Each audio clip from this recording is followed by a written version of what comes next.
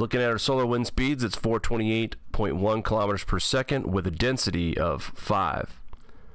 Looking at our sun, 0 sunspots to report. This is now day number 10 in a row without sunspots. 51 for 2018 so far. I will go ahead and quickly I wanted to go over this real fast here on SPACEWEATHER.com.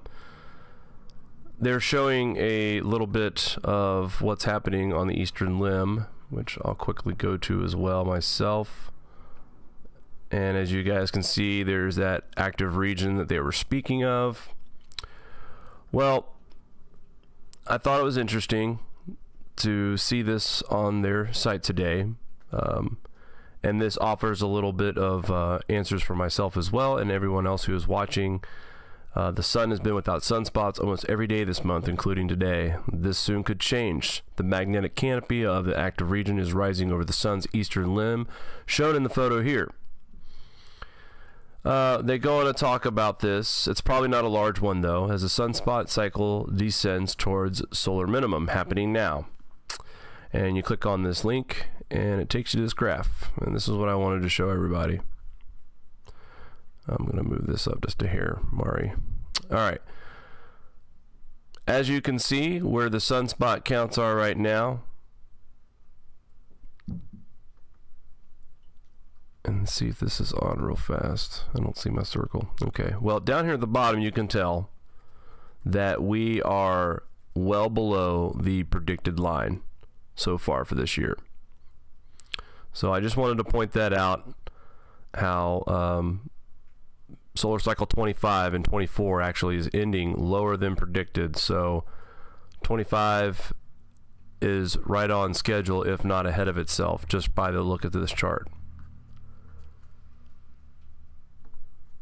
As far as solar wind goes today and future coronal holes, taking a look at our SDO forecast, they are forecasting some more solar wind to reach the Earth by March 30th. This was what I mentioned yesterday, the 40% chance. They're not expecting a whole lot out of this, so it's just something that might brush up against our magnetic field. We do see more development on the northeast as well. It's been a weak corona. Pretty much every day we've checked this in the last 10 days. So we'll continue to monitor this as Earth will continue to see itself go through a solar wind stream over the next few days to come. And taking a look over here at iceagenow.info, snow depths in the Alps deepest in years, more snow on the way. Another meter of snow is forecasted for Easter. Snow depths in the Alps are currently the deepest they've been for many years at some resorts. Avoyelles already has the deepest snow in France, and that has a base of 4.8 meters. That's 16 feet. Now the Alps aren't the only area that has this snow as well. So not just the Alps. Are we looking at 22 feet of snow in Switzerland, also in the Sierra Nevadas, parts of California's mountainous areas.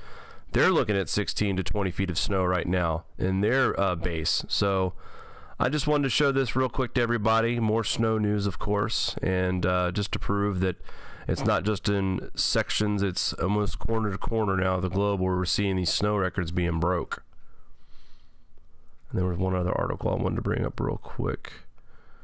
I didn't see that. This is just happening as we're speaking, folks. Robert Felix has updated his website. Italian farmers predict food shortages. Heavy rain is causing delays in the Ficino area. The soil is soaked so you can't even set food in the fields. We usually sow spring and summer carrots this time of year, but everything's been compromised. Onions destined to domestic market won't probably even be sown. It probably won't be possible to access the fields for another 20 days, provided it stops raining. Harvesting in June will not be possible, affecting hundreds of businesses.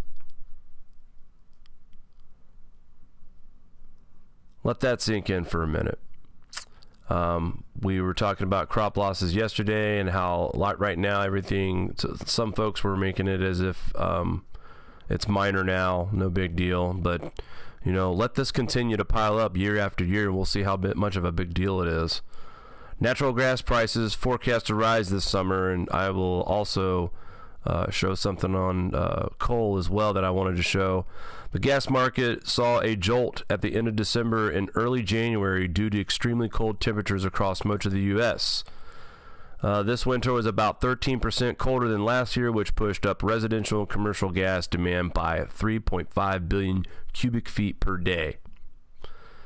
Even though 2018 is shaping up to be a record year for new gas output, Cunningham suggests that ultimately prices will have to go up ahead of next winter in order to adequately replenish gas inventories.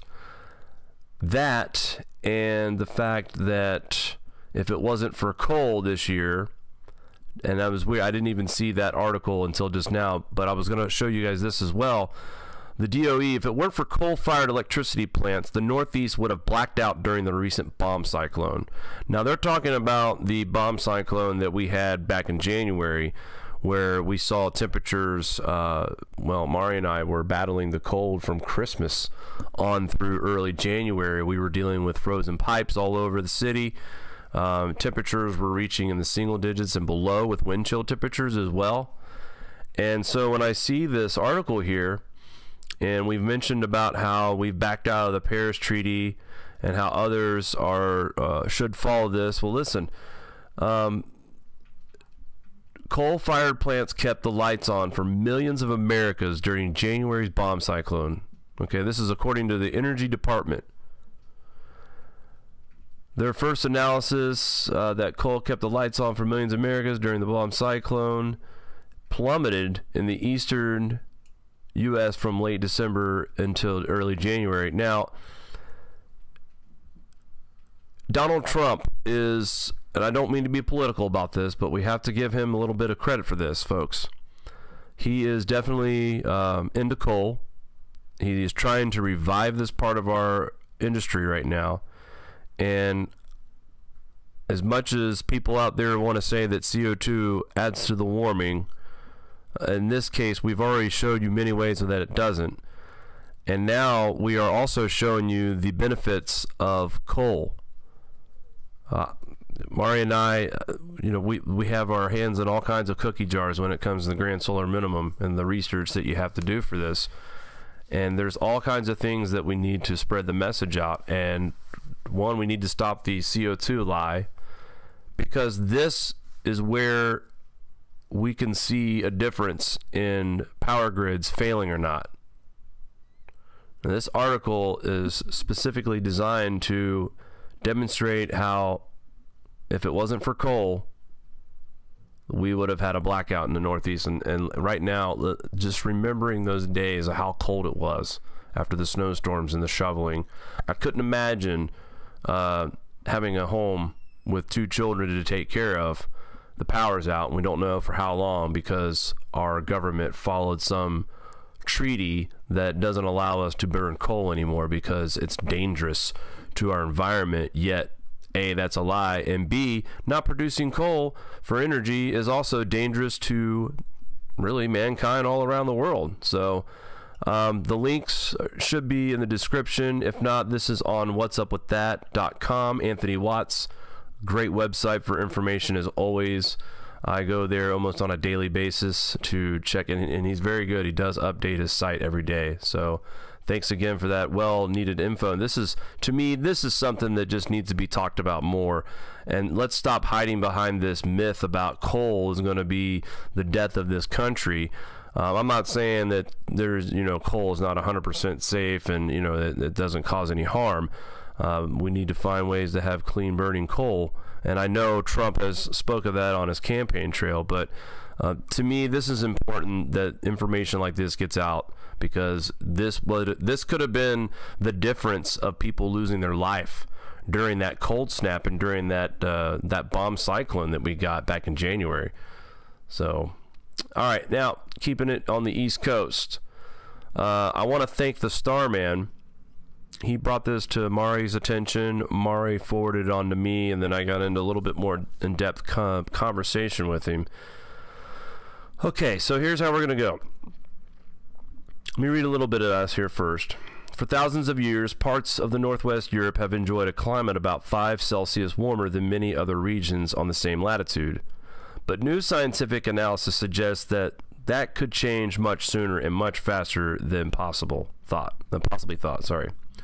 Climatologists who have looked again at the possibility of a major climate change in around the Atlantic Ocean, a persistent puzzle to researchers, now say there is almost a 50% chance that a key area of the North Atlantic could cool suddenly and rapidly within the space of a decade before the end of this century. That is a much starker prospect than even the worst case scientific scenario proposed so far, which does not see the Atlantic Ocean current shutdown happening for several hundred years.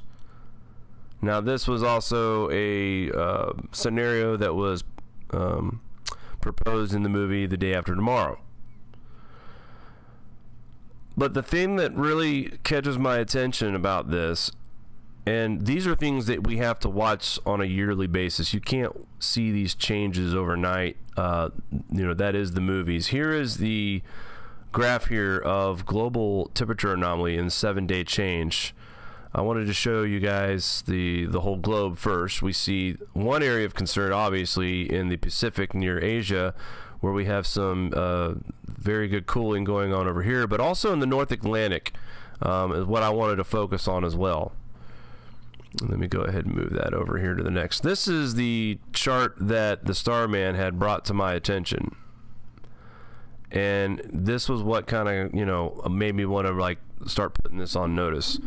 All year long, I've seen reports about the SST anomaly, not really fully understanding it.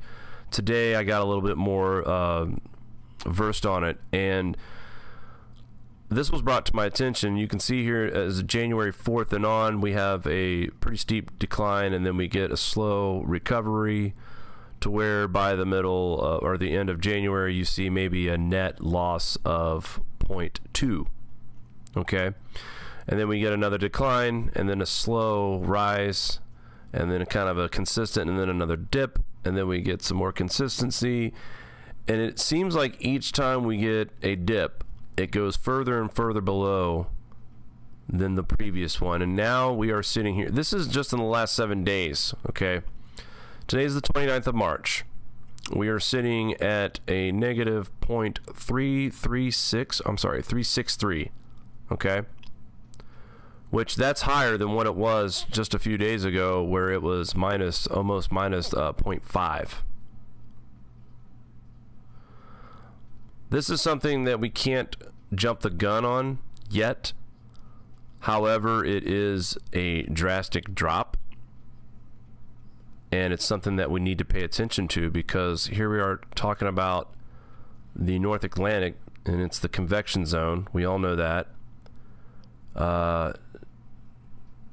If the predictions are borne out, and the North Atlantic waters do cool rapidly over the coming years, the team says with considerable understatement, climate adaptation policies for regions bordering the North Atlantic will have to take account for this phenomenon. So in other words, whatever plans that these governments have for these areas that will see this phenomenon will have to be in place by that time. So I'm not trying to raise a red flag or start any kind of worry or fear.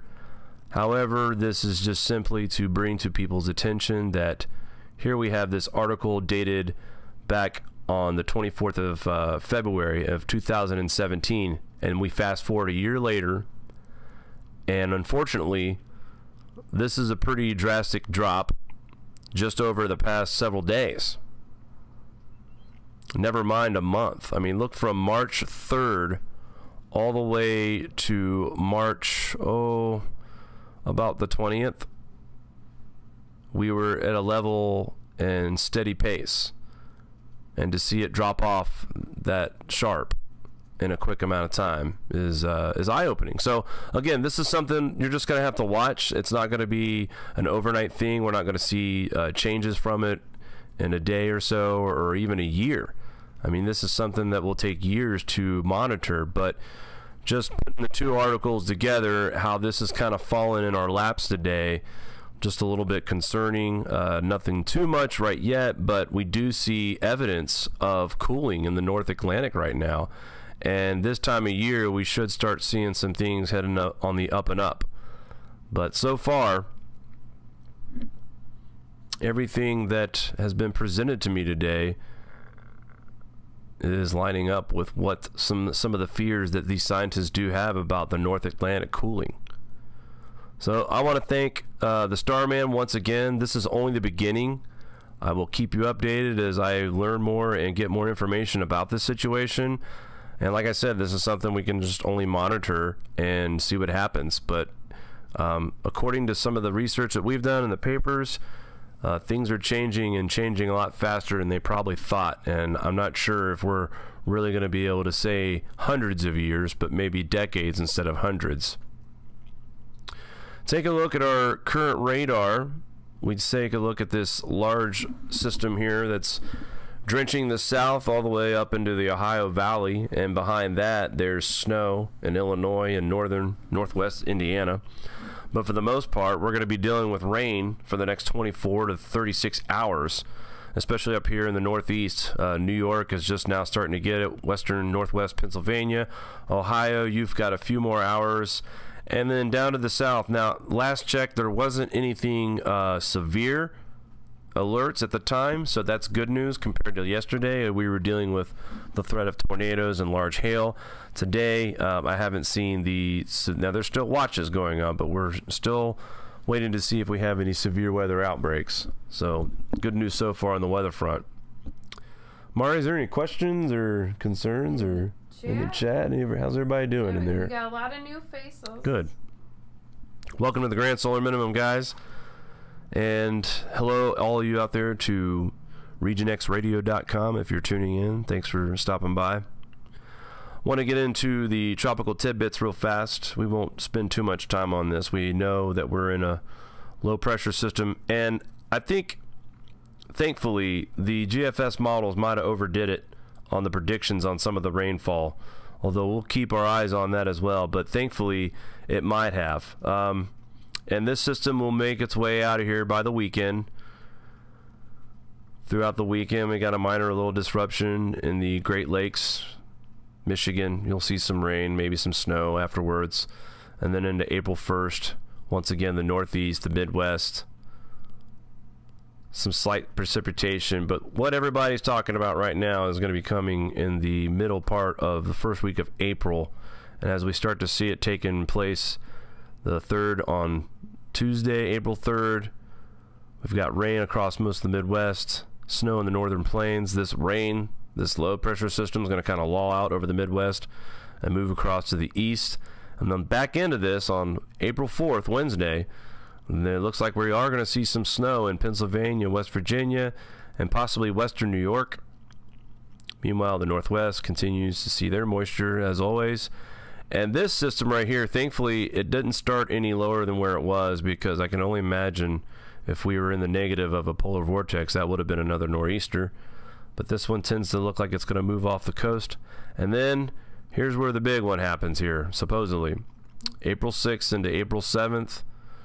Check out all this moisture coming in on the west coast in California and the Northwest. So they kind of had the valve shut off for a while. And by the 7th of April, we see two systems that are forming across the United States that almost look like they do.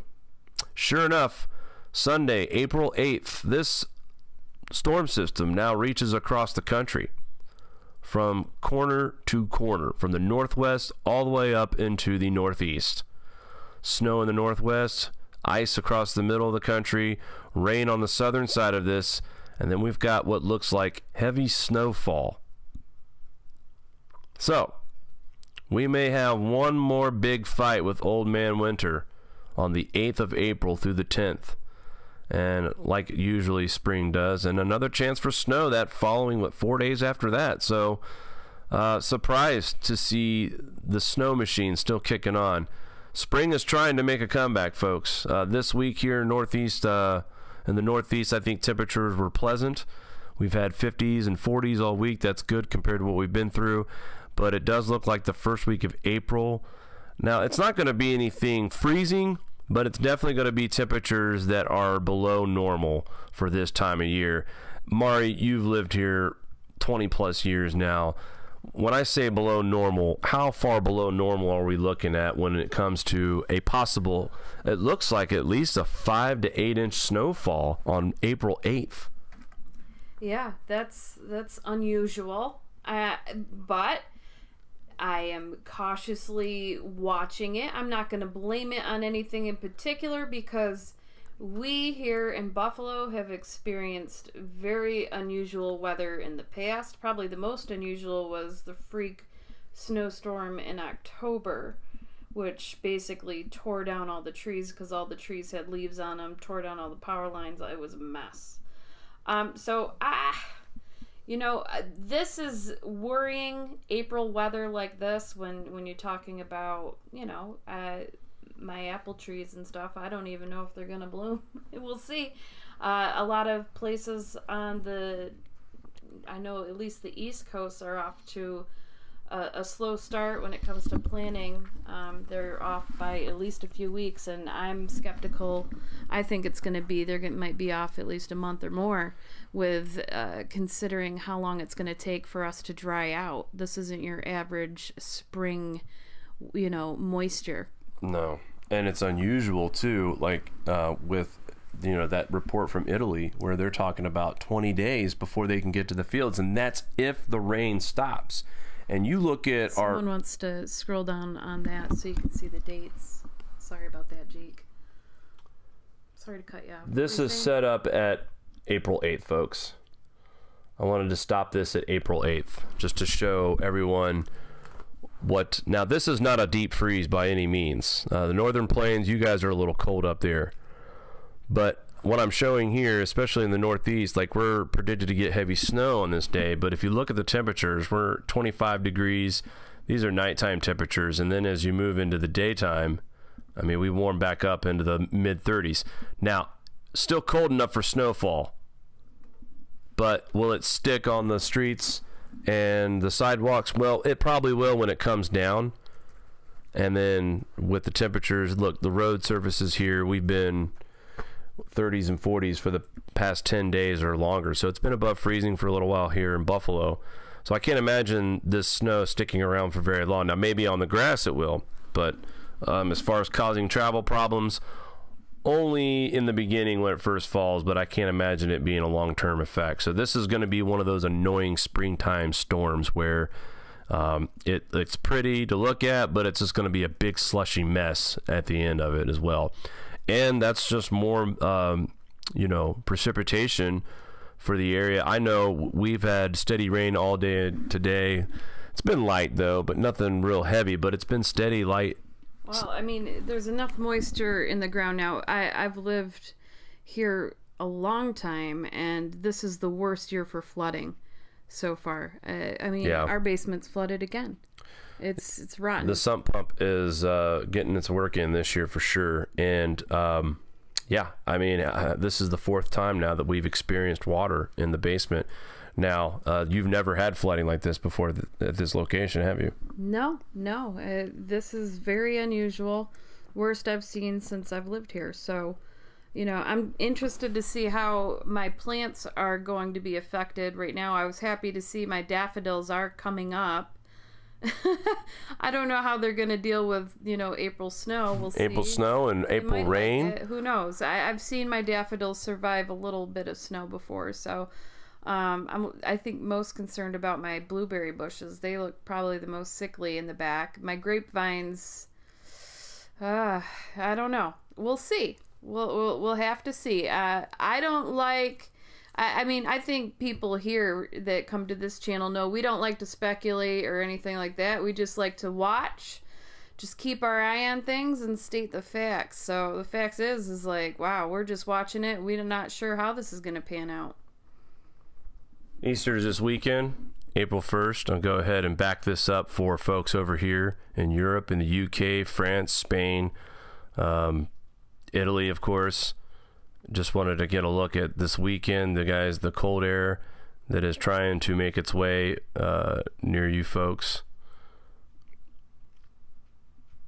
Go ahead and put that on play. So it looks like both regions, we're trying to get to spring. Slowly but surely we'll get there. But with the papers reading today, the article I read today, and gaining a little bit more of an understanding of how these high pressure systems are supposed to work, and looking at these temperature anomalies, you know, I follow RoySpencer.com for reliable troposphere lower anomaly, the lower troposphere anomaly temperatures. So, and those are falling. And now looking at another set of data to look at, not just the air, but now the ocean temperatures. And this is just one region, but just to prove another point too, I wanted to show you guys as well. That's the North Atlantic. Here is the overall global look of temperatures. And as you see, there is a significant drop, in my opinion, for global temperatures. If you ask me, the same day that we had the drastic drop in the North Atlantic. So the North Atlantic definitely has an impact on what's going on with the global temps, period. And right now, we're above that baseline right now. So we'll have to keep an eye on this, as if you ask me, since January 4th, this line is starting to trend downwards now, and is struggling to make its way back up to where the values were in February, or close to February, which was almost at 0.3 Celsius above the baseline. So just, you know, every day, guys, we'll pick something up and try to learn and put it together. This is going to be a process thing. This is not going to be anything that we're going to be able to make sense out of overnight or over the weekend. You just have to continue to apply yourself to try to understand what's going on. And, you know, instead of panicking about bad news, we have to kick our plans into gear. That's about the only way to deal with this. Things are happening faster than most scientists had thought. So it might be time to start putting more time into our planning and our prepping. I know Mari and I have started working on the food supply right now. We're working on stocking that part up, and just various of other projects that we hope to get started this spring. We wanted to get an outdoor and an indoor type growing thing going on, but right now the outdoor is not looking good. Foiled, because I wanted to set up like a grow area in the basement, but the basement keeps on flooding, and I'm just like, well, this is a challenge. Yeah. Yeah. So. Talk about challenges of the grand solar minimum. Oh, and one more thing before I go. I was watching the Weather Channel just before coming on, and they were talking about the explanation of rain bombs, okay? And they basically showed two buckets, one with red dye in the water, and the red dye bucket had more water in it, and the other bucket had cold or blue dye in it that represented cold. Now, the cold water had less water in the bucket versus the bucket with the red water. So the Weather Channel is telling its people that the reason why we are seeing rain bombs is because warmer atmospheres hold more moisture, okay? So to me, this demonstration that he's showing on TV is irrelevant, because naturally, when the atmosphere is cold, we don't see rain bombs. All right, obviously we see it in different forms. But the point I'm trying to make is that this was an obvious about the moisture and the warmth. But what about the influx of cosmic rays that provide these particles, these highly charged particles in our atmosphere to help create raindrops? We all know. Go to the dictionary right now and ask, or Google, how is a raindrop made? And it will tell you that it needs particles to form. The more particles that it has to cling onto, the bigger these are. So, I mean, mainstream media has only given us not even a fraction of the answer of what's really going on in our climate. And I just wanted to point that out, that if anything, I think now I watch the Weather Channel just to debunk what they're saying, because it's false and there's no scientific reasoning behind their demonstrations. It was just a bucket of blue water that was less than the bucket of red water. Obviously, everybody knows that warmer atmosphere holds more moisture. So that's, to me, I don't think anybody learned anything other than that the Weather Channel and mainstream media is just doing a good job at covering up the truth and what's going on. All right, that's my rant for the day, and I'm sticking to it. We will be back on Saturday. Whoa, Jake. What happened? I haven't covered my earthquakes. Oh, goodness. I am sorry. I was looking at the time. Let's go ahead and get you started up here real quick. I just want to, No, this is important. Go over. I am so sorry, folks. I get going on these cosmic rays and all this other stuff, and this is actually just as serious of what I've been talking about for the past 20 minutes. So, Mari, I do apologize. I'll go ahead and hand you the mic and get you set up. I'll be quick because I'll do a separate video because I've been promising a separate video on this. So, just quickly, Papua New Guinea had an earthquake pop up. It had to have been about 2.5 hours ago. 7.2 downgraded to a 6.9. Anyone who's been following this channel knows I've been following it. It all kicked off in February in PNG in the town of Terry. The 7.5 earthquake hit, followed by a 6.0 and a 6.3 aftershock. Another day later, they got a 6.7 earthquake. Another island in PNG also got a 6.8 earthquake. These are downgraded numbers, by the way. And then just last week, Kimby and Kokopo area got the 6.3. I believe it was 6.8 when it registered, and then today the 7.2, now the 7.9. So very active area. I'm watching it. I'm not sure what exactly is going on there, whether there's volcanic activity, crustal movement, who knows. All we can do is monitor it and report on it and take it from there. Also, on the other side of Papua New Guinea in the Indian Ridge had a 6.3 last week too. So very active area.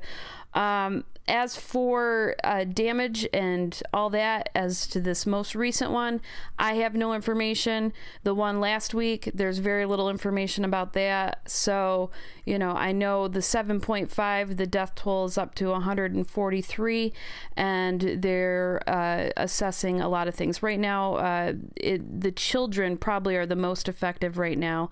They're being confronted by just fear, loss, confusion. They're being separated from their families, deteriorated living conditions, disruption of their social and school activities. It's a hard hit area. So, all I can do is assess the situation and report on that and get back to you. It's been a pleasure chatting with all you in the chat. So I'm going to pass the mic back to Jake to mop this show up. Was there any, I know you looked earlier, was there any tsunami issues to worry about? There was a tsunami warning, and that has been canceled. They were worried, and it was issued for, all the way out to Hawaii and, here you go. But it's canceled. I posted the updates on there. So at this time, there's no threat of a tsunami. With that large of a quake, I expect probably a gazillion aftershocks. Like the 7.5 had well over 100 aftershocks, many over 6.0. So you're going to expect a lot more activity from that region, probably for the next month or so, to be honest. Well, and I know we've been in a watch for a few weeks. We've heard people all over YouTube talk about an 8.0. We haven't had that 8.0 earthquake, but we sure have had our shares of, I think this is the most I've seen 7-point earthquake. Now, most of them have been downgraded to under 7s after the fact, but it popped up as a 7.2. And I think the one last week popped up as a 7.1 and a 7. So, I mean, no 8.0s, but we've had several 7s and high 6 magnitude earthquakes. So, all right, guys, that's going to do it for us tonight. We don't have a show tomorrow, but we will get back to you on Saturday at 7:30 for the evening update, and possibly a chat session as well on Saturday. But look forward to us being live once again Saturday night, 7:30 Eastern Time. All right, thanks for tuning in tonight, guys. We'll talk soon.